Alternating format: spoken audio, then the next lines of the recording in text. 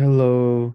So I have the questions open up on a different tab. I'm also going to be putting a timer just so to make sure that I'm hitting the time frame. So for question number one, I think the biggest takeaway I've had was that it's labeling universities as a business instead of a place of learning, which is a huge takeaway for me just because I've always kind of considered universities to be a place of education, which it still is.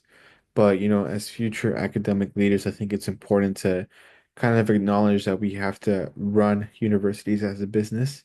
Kind of like a behind the scenes kind of thing where students can, not have to worry about that stuff and can fully take advantage of the education that they're going to receive. So I think that would have been the biggest takeaway that I've gotten from reading the books for this week.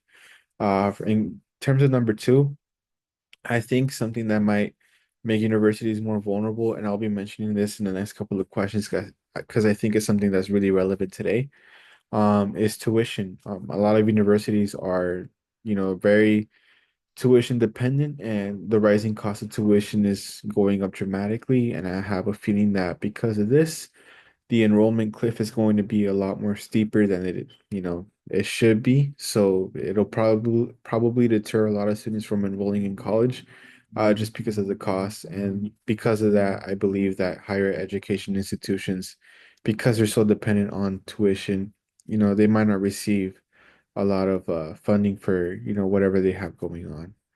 Um, Based on number three, based on the articles, what are the biggest financial and policy change challenges facing institution as student enrollment declines? Again, as I mentioned, tuition I think is a big one, especially today since the political climate is making it's pretty difficult for a lot of students to kind of consider going to college, especially because of the cost. It's already making things more difficult as it is to go buy groceries, buy gas, or anything of that sort. And students who are freshly out of high school don't want to take on a financial burden. So I believe that, this might be one of the biggest financial, struggles that universities might face in the next couple of years. So I guess we'll see how that, changes and, hopefully it changes for the better where students start enrolling more, even after high school, maybe a year or two, but I guess only time will tell. How might these financial and demographic challenges disproportionately impact students from marginalized backgrounds? As we're seeing here throughout the articles, we were seeing, the demographic population is not attending college at the moment, meaning 18, kind of like standard age groups who would attend college.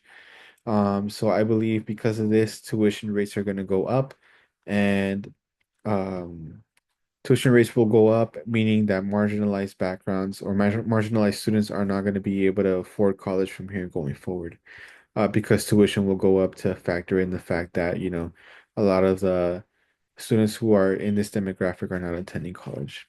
What equity-focused financial strategies do you think institutions should consider to support underserved student populations? I believe that there should be like a need-based grant um, funding for these students. I don't think it should be, I think if I remember the term correctly, it's merit-based. I think it should be more needs-based for students who are willing to go to college and need to go to college.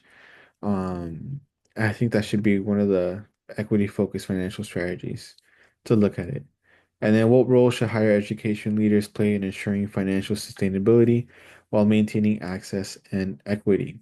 I think in this case, it's just, keeping an open mind about what possibilities to take when it comes to funding, especially today. Making sure that, at the end of the day, the students are getting the education that they're paying for, especially in these trying times, because, I think it will be in for a rough 4 years, or maybe even more, depending on based on the articles that we were given. So, I think in these maybe next decade, we're going to have to be very prepared for what's to come. So keeping an open lens on, and just being transparent with students and seeing and your workforce, I think it's important to keep that in mind too. So yeah, I think I went a little bit over time, but thank you.